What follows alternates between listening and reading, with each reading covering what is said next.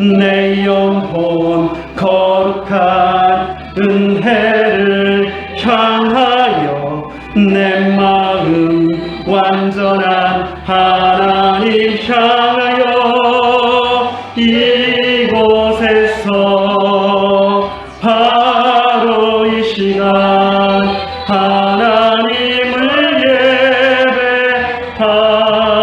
예배합니다. 할렐루야. 여호와의 이름을 찬송하라. 여호와의 종들아 찬송하라.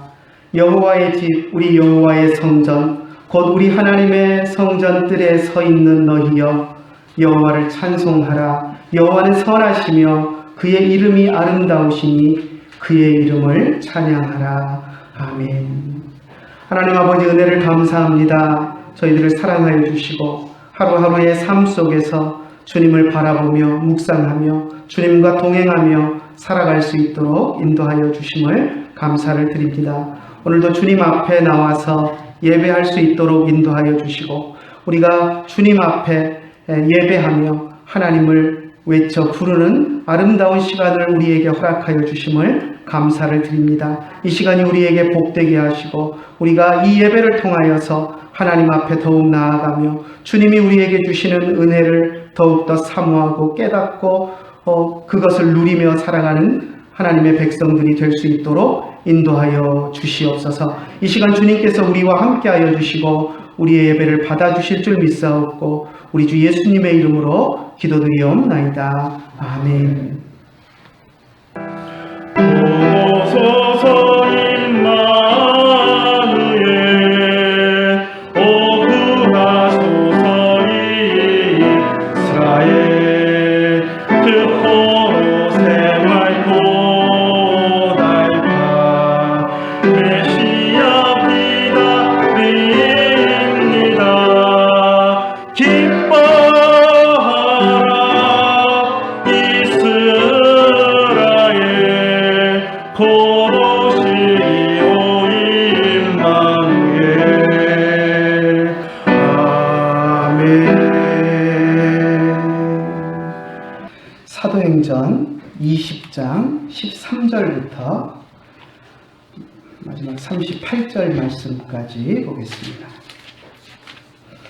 우리는 앞서 배를 타고 아소에서 바울을 태우려고 그리로 가니 이는 바울이 걸어서 가고자 하여 그렇게 정하여 준 것이라.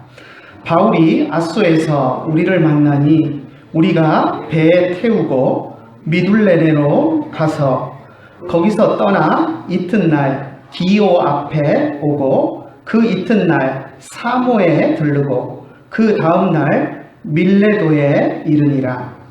바울이 아시아에서 지체하지 않기 위하여 에베소를 지나 배 타고 가기로 작정하였으니 이는 될 수 있는 대로 오순절 안에 예루살렘에 이르려고 급히 가미러라. 바울이 밀레도에서 사람을 에베소로 보내어 교회 장로들을 청하니 오매 그들에게 말하되 아시아에 들어온 첫날부터 지금까지 내가 항상 여러분 가운데서 어떻게 행하였는지를 여러분도 아는 바니 곧 모든 겸손과 눈물이며 유대인의 관계로 말미암아 당한 시험을 참고 주를 섬긴 것과 유익한 것은 무엇이든지 공중 앞에서나 각 집에서나 꺼리낌 없이 여러분에게 전하여 가르치고 유대인과 헬라인들에게 하나님께 대한 회개와 우리 주 예수 그리스도께 대한 믿음을 증언한 것이라. 보라, 이제 나는 성령에 매여 예루살렘으로 가는데 거기서 무슨 일을 당할는지 알지 못하노라. 오직 성령이 각 성에서 내게 증언하여 결박과 환난이 나를 기다린다 하시나 내가 달려갈 길과 주 예수께 받은 사명 곧 하나님의 은혜의 복음을 증언하는 일을 마치려 하면은 나의 생명조차 조금도 귀한 것으로 여기지 아니하노라.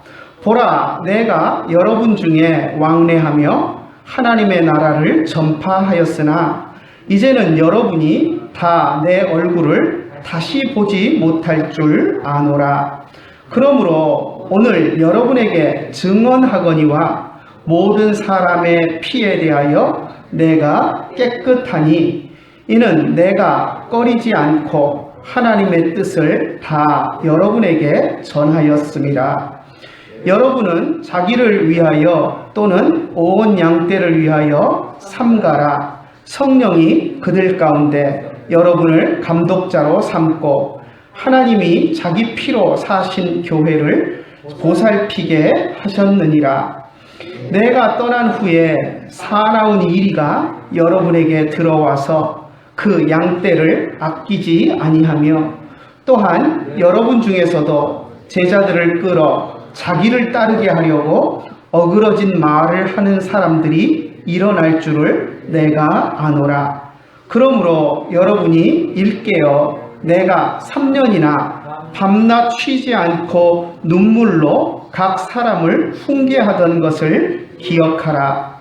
지금 내가 여러분을 주와 및 그 은혜의 말씀에 부탁하노니 그 말씀이 여러분을 능히 든든히 세우사 거룩하게 하심을 입은 모든 자 가운데 기업이 있게 하시리라. 내가 아무의 은이나 금이나 의복을 탐하지 아니하였고 여러분이 아는 바와 같이 이 손으로 나와 내 동행들이 쓰는 것을 충당하여 범사에 여러분에게 모본을 보여준 바와 같이 수고하여 약한 사람들을 돕고 또 주 예수께서 친히 말씀하신 바 주는 것이 받는 것보다 복이 있다 하심을 기억하여야 할지니라. 이 말을 한 후 무릎을 꿇고 그 모든 사람들과 함께 기도하니 다 크게 울며 바울의 목을 안고 입을 맞추고 다시 그 얼굴을 보지 못하리라 한 말로 말미암아 더욱 근심하고 배까지 그를 전송하니라. 아멘.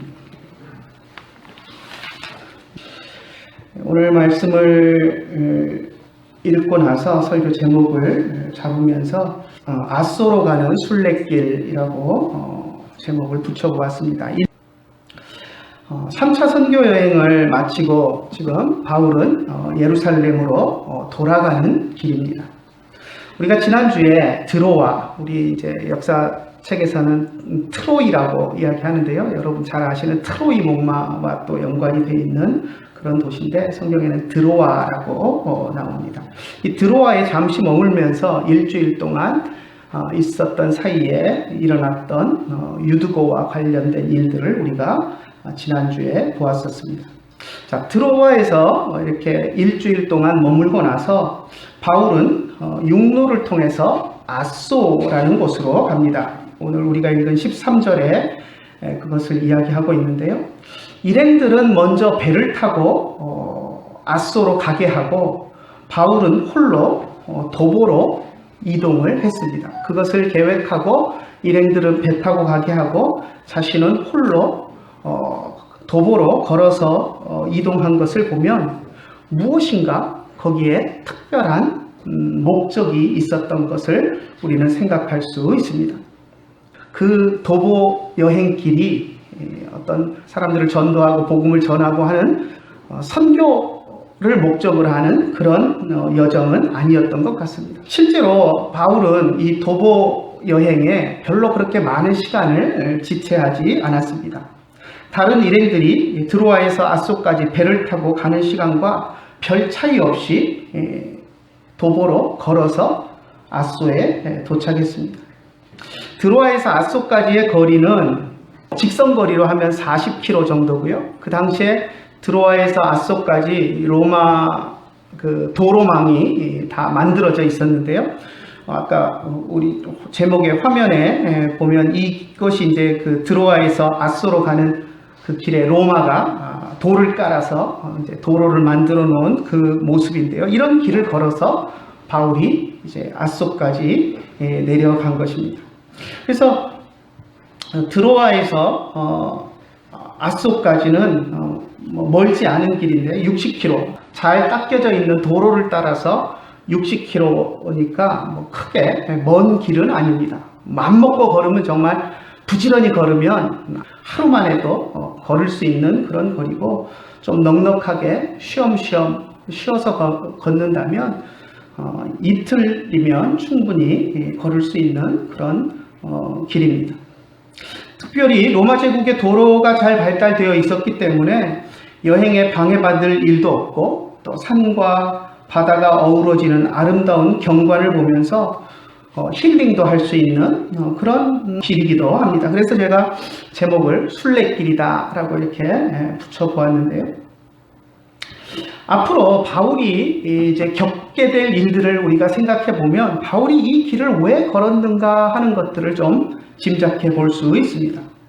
앞으로 이제 사도행전 21장부터 펼쳐지는 바울의 삶의 여정을 보면, 예루살렘으로 돌아가서 예루살렘에서 유대인들의 손에 붙잡혀서 이제 감옥에 갇히게 되고, 그리고 로마로 호송되어 가기까지 가이사랴에 2년 동안 감금이 되어 있다가, 또 로마 황제에게 재판을 받겠다고 호소하고 로마로 가서, 또 로마에서도 감옥에 갇혀서 연금 생활을 하면서 그렇게 오랜 시간 갇혀서 자유를 속박당한 채로 지내는 것을 우리가 보게 되는데, 그러한 삶의 여정을 앞두고 바울은 아마도 주님과 대면하면서 드로아에서 앗소까지 가는 이 길을, 경관도 좋고 잘 닦여 있는 길을 천천히 걸으면서, 홀로 걸으면서 주님과 대화하고 묵상하고 하면서 앞으로 자신이 겪게 될 일에 대해서 마음을 다지는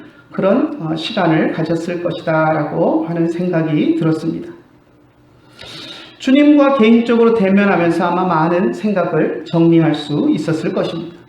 그리고 나서 앗소에서 일행과 합류했습니다. 그리고 그곳에서 배를 타고, 오늘 우리가 읽은 14절에 보면 이제 여러 도시의 이름들이 15절에 나오는데요. 기오, 사모 이렇게 거쳐서 밀레도에 이르렀다라고 이야기합니다. 자, 그런데 재미있는 것은 바울이 밀레도를 거쳐서 이제 예루살렘으로 갈 여정을 세웠다는 것입니다. 밀레도는 에베소와 한 40km 정도밖에 떨어져 있지 않은 거리입니다. 그러니까 상당히 가깝고, 그리고 에베소가 당시에 무역으로서 가장 아시아 지역에서 큰 도시였기 때문에 에베소에도 큰 항구가 있고, 오히려 에베소로 들어가는 배들이 훨씬 더 많았을 텐데 에베소로 가는 길을 택하지 않고 밀레도로 내려갔습니다. 에베소에서 3년이나 목회하고 사역했던 바울을 생각해 보면 우리가 이해하기 좀 힘듭니다. 기왕이면 에베소에 가서 좀 성도들도 만나고 이렇게 했으면 좋을 것 같은데, 의도적으로 밀레도를 택하고 에베소를 거치지 않았습니다. 오늘 우리가 읽은 본문에 보니까 그렇게 한 것이 시간을 절약하기 위한 것이었다라고 이야기를 합니다. 아마도 에베소를 들어가게 되면 에베소 성도들과 만나서 또 이야기하고, 누구는 만나고 누구는 안 만나고 할 수 없으니 또 여러 사람을 만나다 보면 시간이 지체될 것을 염려했던 것 같습니다. 그래서 이제 밀레도로 가는데요. 그리고 밀레도에서 사람을 보내서 에베소 교회 장로들만을 밀레도로 초청을 합니다. 그러니까 사실 에베소를 거쳐서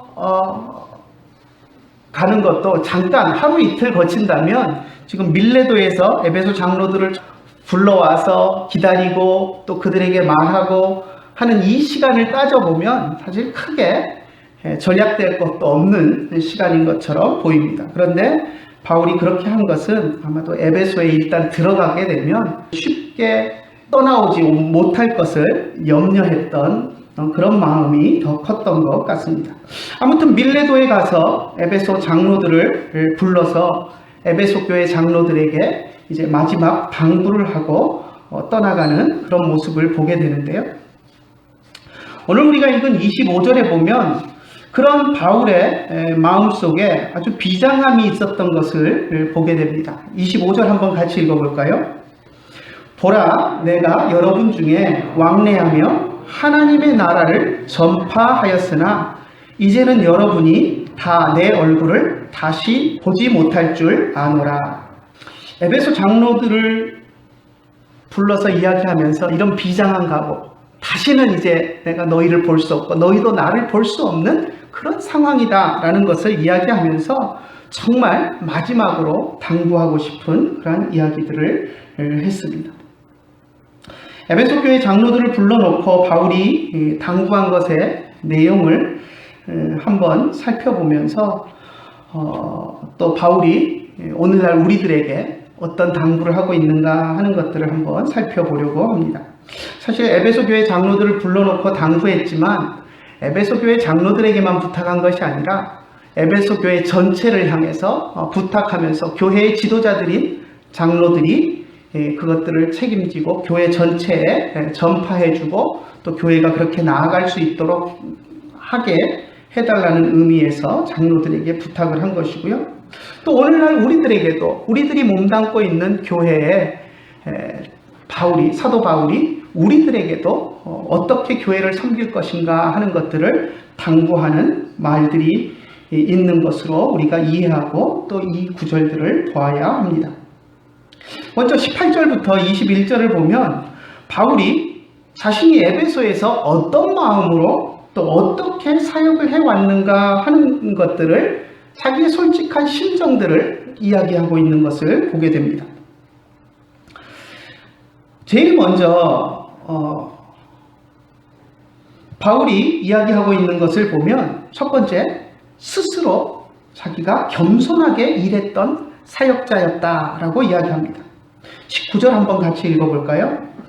곧 모든 겸손과 눈물이며 유대인의 관계로 말미암아 당한 시험을 참고 주를 섬긴 것과 18절부터 읽어야 좀 말이 흐름이 될 것 같은데, 내가 18절에 보면 내가 어떻게 에베소에 있는 동안 섬겼는지 너희가 잘 알고 있다라고 이야기해 놓고 지금 19절에서 내가 모든 겸손으로 했다, 눈물로 했다, 또 유대인의 관계로 말미암아 당한 시험들을 참고 인내하며 주님을 섬겼다 하는 것들을 이야기하고 있습니다.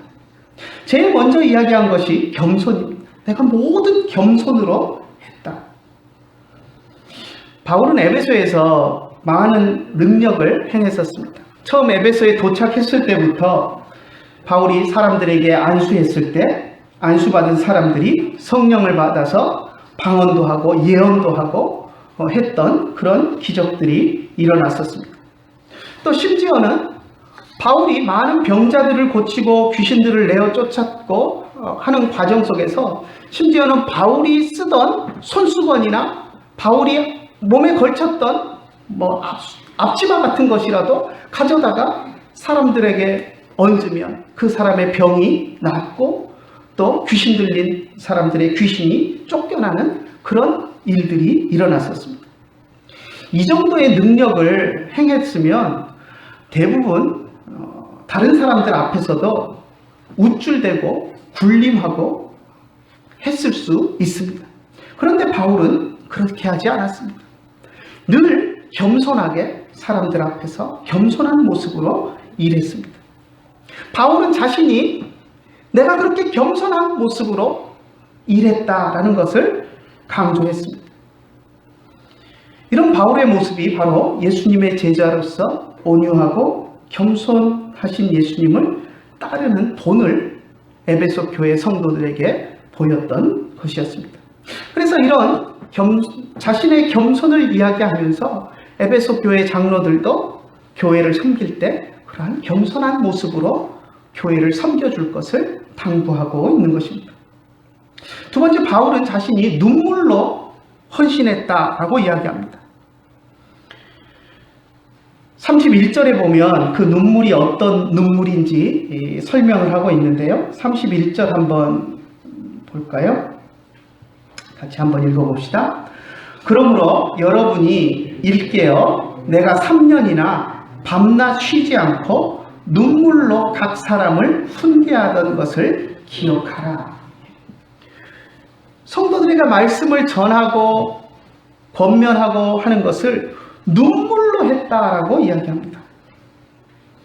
사도 바울은 에베소 교회 성도들에게 하나님의 말씀을 전한 것으로 만족하지 않았습니다. 하나님의 말씀을 그냥 전하고 알아서 나는 전했으니 너희들 알아서 살아라 이렇게 한 것이 아니라 그 전한 말씀을 가지고 성도들이 말씀에 순종하며 그리스도인으로서 바로 살아갈 수 있기를 간절히 원하면서 가르쳤고 또 그들을 위해서 눈물로 하나님 앞에 기도하는 그런 사역을 했습니다. 마치 자녀들에게 끊임없이 잔소리하는 그런 부모의 심정으로 성도들에게 말씀을 전한 것입니다. 그 말씀을 듣고 변화되기를 간절히 원하는 마음으로 눈물로 호소하며 기도하며 사역을 했습니다. 그래서 에베소 장로들에게도 나는 떠나가지만 너희들이 지금 교회를 이제 책임지고 이끌어갈 터인데 너희들도 그렇게 눈물로 성도들을 위해서 기도하며 사역해라 라고 부탁하고 있는 것입니다. 세 번째, 바울이 자신이 인내함으로 사역했다라고 이야기합니다. 19절 마지막에 보면 유대인의 관계로 말미암아 당한 시험을 참고 인내하며 주님을 섬겼다라고 이야기합니다. 우리가 사도행전을 읽어보면 에베소에 있는 동안에 특별히 유대인들이 사도 바울을 해코지하거나 또 사도 바울의 사역을 방해했던 것은 찾아볼 수 없습니다. 누가가 그런 것을 특별히 기록하지는 않았습니다. 다른 지역을 다닐 때는 유대인들이 나타나서 사역을 방해하고 바울을 죽이려고 모함하고 했던 그런 일들이 늘 흔하게 나타났었는데 에베소에서 사역하는 기간 동안에는 누가가 유대인들이 특별히 어떤 방해를 했다라는 것에 대해서는 기록하고 있지 않습니다. 특별히 기록된 것이 없습니다. 데메드리오가 일으켰던 폭동도 유대인에 의한 것이 아니라 유대인과는 아무 상관없는 그러한 사람들이 일으켰던 그런 폭동이었고요. 하지만 에베소에 있는 동안 누가가 사도행전에서 에베소에서 유대인들의 그런 어떤 특이한 행동들을 기록하지 않았다고 해서 우리가 에베소에서 바울이 전혀 유대인들에게 방해받지 않았다라고 생각할 수는 없습니다. 에베소에도 많은 유대인들이 살고 있었고 또 다른 도시들에서와 마찬가지로 유대인들 가운데 바울의 사역을 못마땅하게 여기는 사람들은 사사건건 바울의 사역을 방해했을 것은 불보듯이 뻔한 일입니다. 그래서 바울은 자신이 유대인의 관계로 인하여 당한 시험을 참고 주를 섬겼다라고 지금 장로들에게, 에베소 장로들에게 당당히 이야기하고 있고 또 장로들도 그것을 당연하게 받아들인 것을 보면 누가가 특별히 기록하고 있지는 않지만 에베소에 있는 동안에도 유대인들의 숱한 모략과 방해를 받으면서 또 그것을 참고 사역했었던 것을 우리는 알 수 있습니다. 자, 네 번째, 바울은 성도들의 유익을 위해서 사역했고 또 말씀을 전했습니다. 두란노 서원에서 사람들을 모아놓고 설교한 것은 물론이고 또 개인 각 집에서 사람들을 만날 때도 바울은 하나님의 말씀을 전하기를 멈추지 않았습니다. 그런데 그렇게 말씀을 열심히 전한 것이 바울은 자신의 성공을 위한 것이 아니었고 자신을 위한 일이 아니었고 성도들을 위한 것이었고 교회를 위한 것이었다라고 이야기했습니다. 내가 몇 명이나 전도했다. 내가 얼마나 큰 교회를 세웠다. 자신의 업적을 세상에 드러내기 위해서 일한 것이 아니라 한 사람 한 사람 말씀을 듣는 그 성도들이 하나님 앞에서 변화되어서 하나님 앞에서 예수님을 영접하고 또 예수님을 영접한 사람들은 하나님의 말씀대로 순종하며 사는 진정한 하나님의 백성들이 되기를 원하는 그 마음으로 사역했다라는 것을 이야기하고 있는 것입니다. 사실 사역을 하다 보면 자기 욕심으로 치우칠 때가 많습니다. 처음에 순수하게 복음을 위해서 또 교회를 위해서 사역을 한다고 시작했다가도 어느 순간에서부턴가 내 이름을 내기를 원하고 내가 유명해지기를 원하고 또 내 사역을 자랑하기를 원하는 그런 마음들이 생겨서 남들에게 보이기 위한 것들에 치중하면서 그렇게 욕심을 내는 경우들이 있습니다. 그런데 바울은 자기가 전혀 그렇게 하지 않았다라고 이야기하고 있는 것입니다. 바울이 이렇게 에베소 장로들을 불러놓고 자신이 지난 날들 동안 에베소에서 사역할 때 겸손하게 사역했고 눈물로 사역했고 온갖 고통을 인내하며 사역했고 또 성도들의 유익과 교회의 유익만을 생각하며 헌신했다라고 이야기하고 있는데, 이렇게 이야기하고 있는 이유는 결코 내가 그렇게 한 거 나 좀 알아줘 하는 그런 하소연이 아니었습니다. 자신이 그렇게 했던 것처럼 앞으로 에베소 교회를 이끌고 나갈 장로들도 그러한 심정으로 자신들의 욕심을 버리고 겸손하게 눈물로 성도들을 섬기고 또 어떤 어려움이 와도 인내하면서 자기의 유익이 아니라 하나님 나라의 유익을 위해서, 성도들의 유익을 위해서 섬기고 헌신해달라고 간곡히 부탁하고 있는 것입니다. 우리는 바울의 이 당부의 말을 들으면서 내 자신은 하나님이 나에게 맡겨주신 교회 안에서 어떻게 일하고 있는가, 사역하고 있는가 하는 것들을 돌아보아야 합니다. 저도 이 말씀을 준비하면서 목사로서 정말 바울이 이야기한 것처럼 겸손으로, 눈물로, 인내함으로 교회와 성도들을 위하여 사역했는가 다시 한번 돌아보면서 또 내 자신의 모습을 돌아보고 또 반성하고 앞으로 사역에 정말 바울처럼 겸손과 눈물과 인내함으로 또 주님의 몸된 교회를 위해, 성도들을 위해서 사역해야겠구나 하는 그런 생각들을 다시 한번 하게 됩니다. 이 자리에 계신 여러분들도 여러분 각자에게 하나님이 맡겨주신 직분에 따라서 장로로, 안수집사로, 권사로, 서리집사로 섬길 때 정말 겸손함으로, 눈물로, 인내함으로 교회와 성도를 위해서, 내 욕심이 아니라 교회와 성도를 위해서 일했는지 돌아보고 또 앞으로 그렇게 일해야 되겠다 다짐하는 우리들이 되기를 간절히 소원합니다.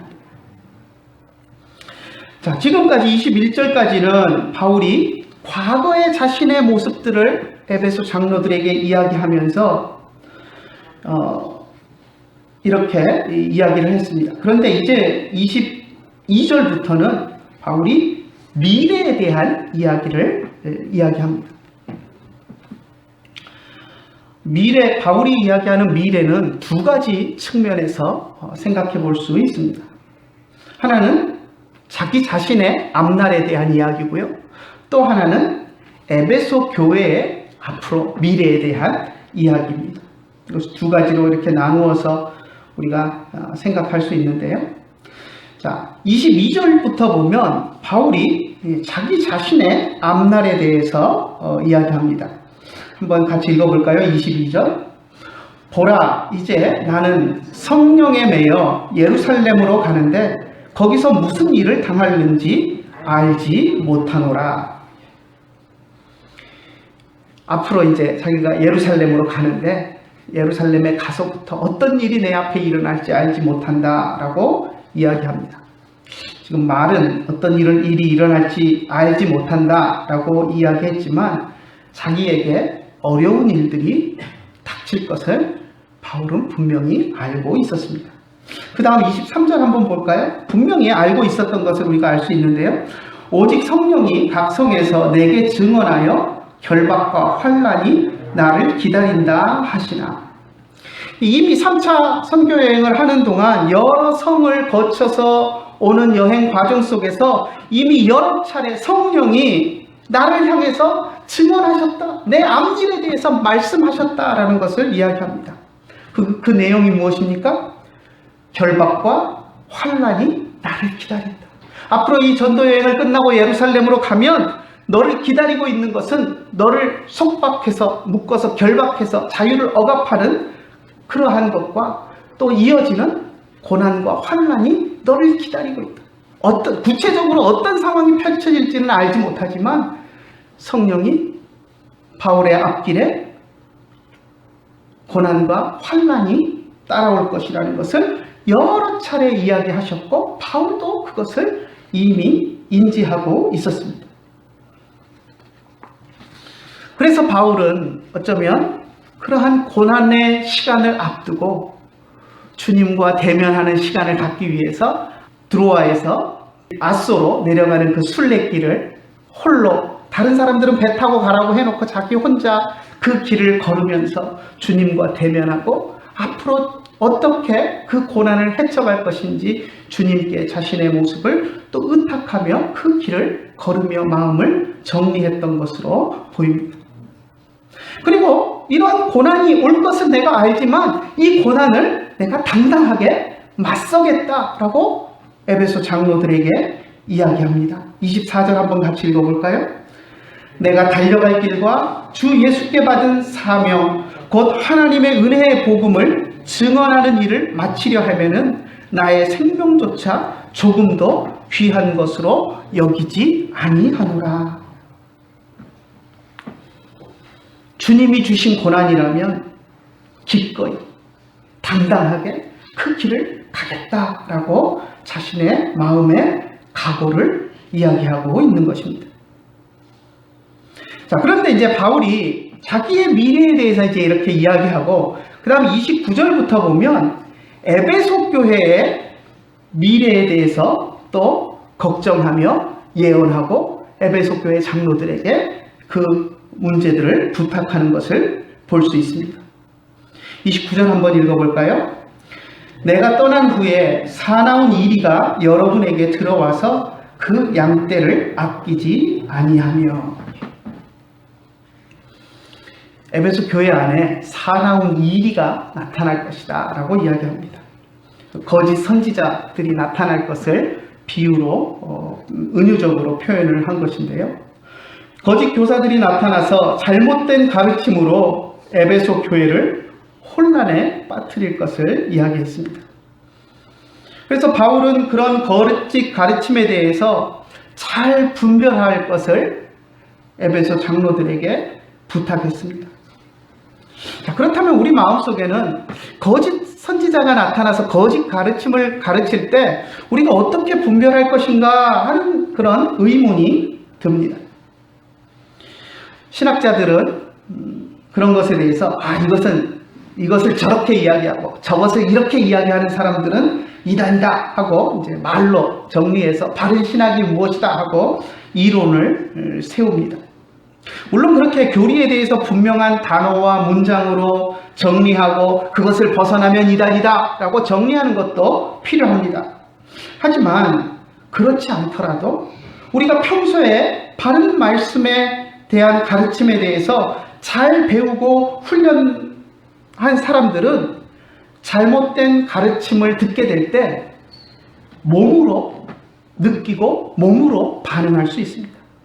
마치 운동선수들이 많은 훈련을 거치면 자기도 모르는 사이에 어떤 상황이 되었을 때 몸이 움직여서 대처하는 것처럼 공이 갑자기 날라오면 안 된 사람은 당황하지만 훈련된 사람은 공이 갑자기 불규칙하게 튀어오르거나 난처한 상황이 와도 몸이 훈련을 많이 한 사람들은 그것에 맞게 반응하면서 처리하는 것처럼 우리들도 바른 말씀으로 우리가 잘 듣고 훈련되어 있으면 이상한 가르침을 가르치는 사람들이 나타났을 때 그걸 굳이 따져서 이론적으로 이것이 옳고 저것이 그르고 따지지 않더라도 우리 몸에 일어나는 반응으로 저건 뭔가 이상한데 하는 반응들이 우리에게 나타난다는 것입니다. 뭔가 말로는 설명할 수 없지만 그 가르침은 뭔가 나하고 맞지 않다, 어딘가 불편하다라는 느낌이 든다는 것입니다. 그래서 바울은 31절부터 32절에 보면 자신이 가르치고 훈계했던 것들을 잘 기억하고 그것을 잊지 말아달라고 당부합니다.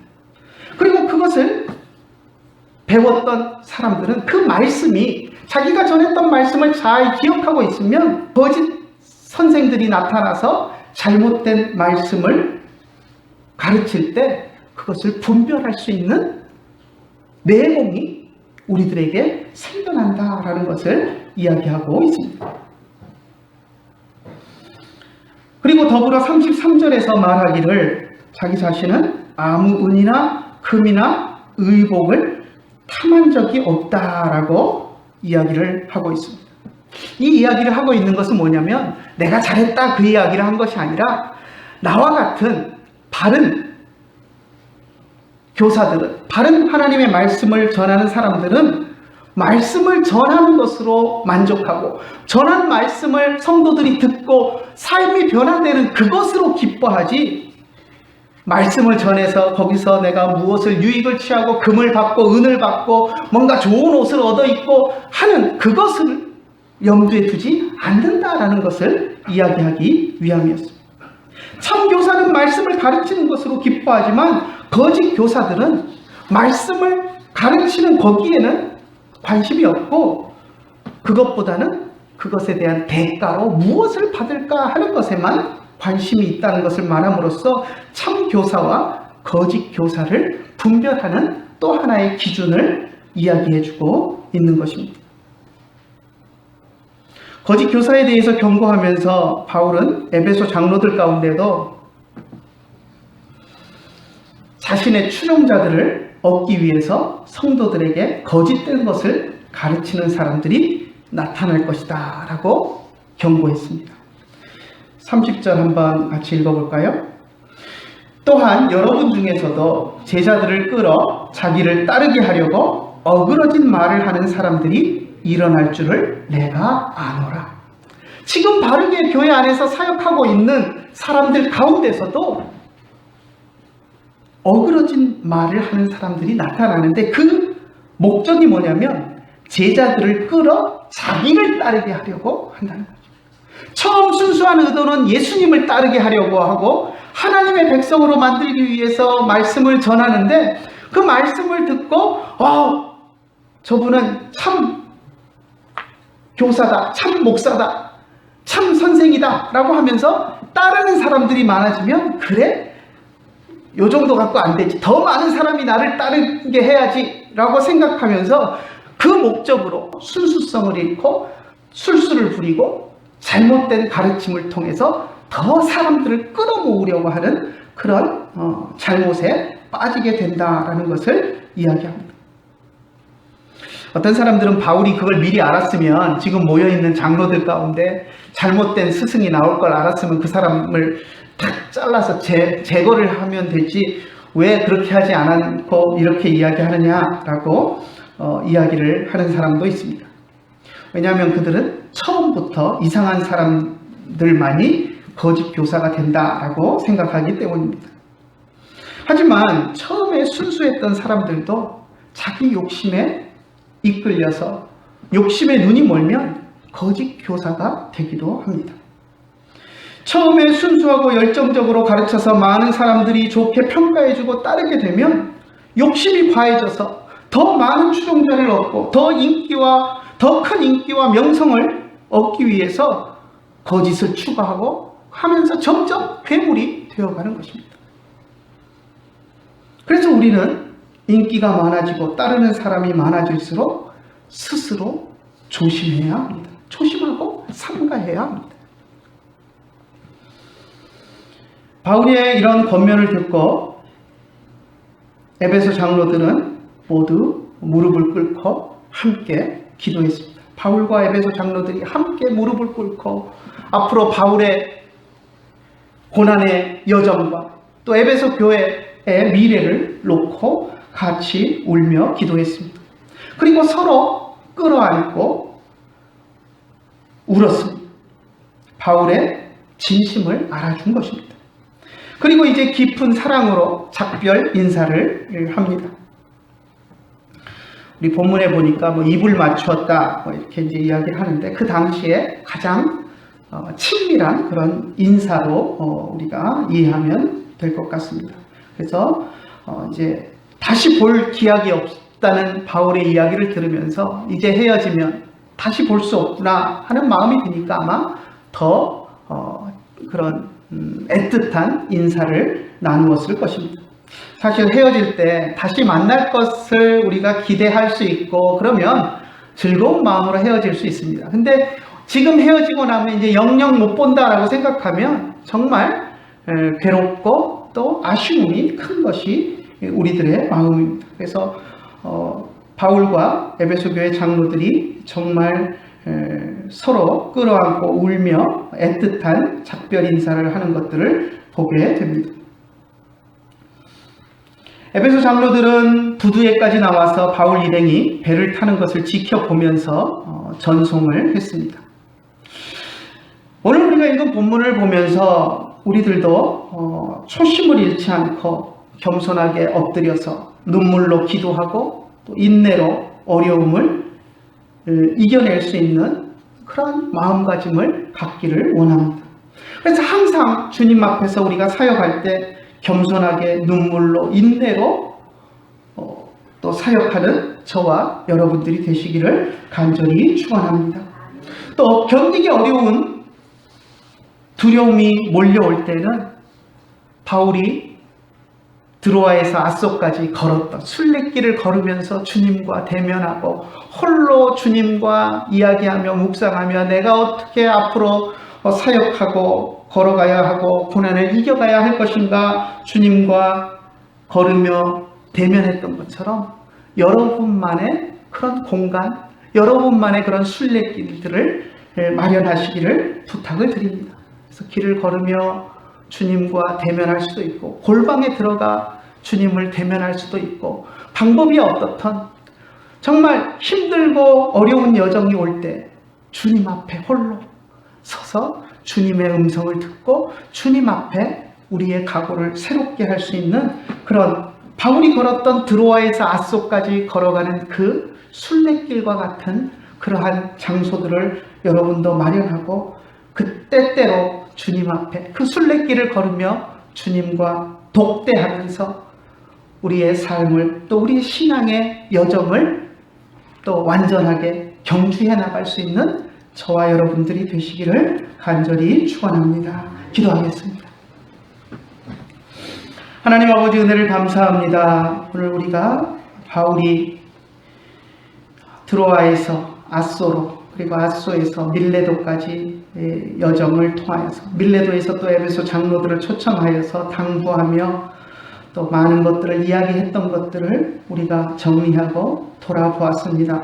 하나님 우리가 이 땅 위에서 신앙생활하고 또 주님이 우리에게 맡겨주신 직분에 따라 사역해 나갈 때 우리들도 바울처럼 또 겸손함으로 눈물로 인내로 할 수 있도록 인도하여 주시고 내 욕심이 아니라 하나님의 교회와 성도들을 위한 일들로 우리가 사역할 수 있도록 주님 인도하여 주시고 정말 우리 앞에 캄캄하고 어려운 일들이 닥쳐올 때에는 바울이 드로아에서 아소까지 순례의 길을 걸으며 주님과 대면하고 독대했던 것처럼 우리들도 주님 앞에 무릎 꿇고 주님과 함께 외로운 길을 걸으며 주님께 이야기하고 우리의 심경을 이야기하고 또 주님이 우리에게 하시는 음성을 들으면서 그 어려움을 헤쳐나갈 수 있는 우리들이 될 수 있도록 인도하여 주시옵소서. 오늘도 귀한 말씀을 주심을 감사를 드립니다. 우리의 삶의 여정 앞에 놓여있는 모든 것들을 주의 말씀으로 이기고 승리하며 나아가는 우리 제기동교회 모든 성도들이 될 수 있도록 인도하여 주시옵소서. 예수님의 이름으로 기도드리옵나이다. 아멘. 내 평생에 가는 길 순탄하여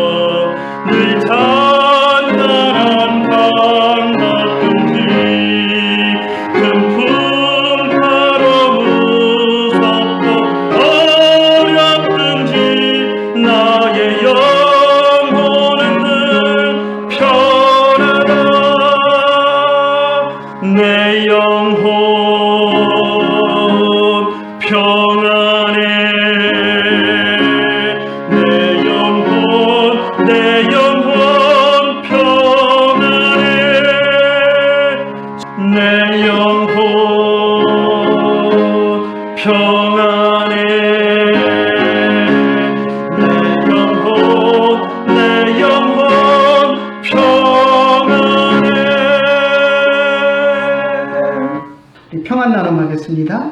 베아타 샬롬, 우베이트카 샬롬, 백폴 아쉐르 레카 샬롬. 기쁘다 부르셨네 만 백성 맞으라 온 교회여 다 일어나 다 찬양하여라 다 찬양하여라 다 찬양하여라.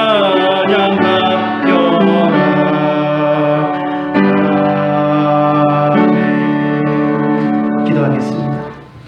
이제는 우리 주 예수 그리스도의 크신 은혜와 하나님 아버지의 한이 없으신 사랑과 성령님의 감화하시고 감동하시고 우리 가운데 교통하시니 이제 주님 앞에 나와서 겸손과 눈물과 인내로 주님을 섬기며 주님의 몸된 교회를 위해서 살아가기를 다짐하는 주의 사랑하는 자녀들 머리 위에 이제로부터 영원토록 함께 계실지어다. 아멘.